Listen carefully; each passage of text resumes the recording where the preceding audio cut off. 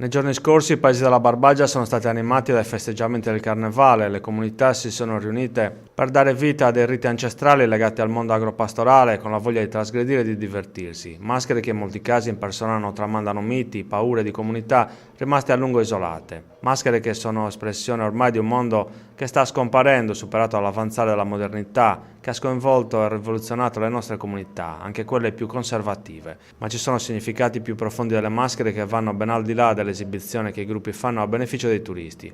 Di questi si è parlato a Nuoro nella Biblioteca Assata in occasione dell'evento Mascaras, Tempo di Carnevale, Carnevale fuori tempo, che ha visto come protagonista l'antropologo Bacchisio Bandino. All'incontro sono intervenuti anche il commissario del Consorzio di Pubblica Lettura Sebastiano Satta, Vanina Mulas e lo scrittore Natalino Piras. Prima di entrare nel vivo della relazione del professor Bandino, è stato proiettato in sala il documentario Mascaras, le maschere tragiche della Sardegna, realizzato nel 1983 dallo stesso Bandino e da Piero Sanna. Un documentario che descrive sos mamutones di Mamuyada, sos boes e merdules di Ottana e sos turpos di Orotelli.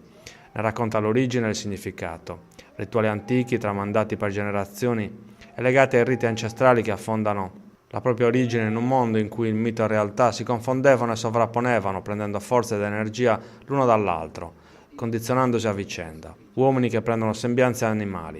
Nel suo intervento Bacchisio Bandino ha tenuto una lectio magistralis sul tema che suscita interrogativi, domande sulle nostre origini e sulla nostra civiltà agropastorale e sull'influenza che questo mondo continua ad esercitare ancora oggi sulle nostre comunità.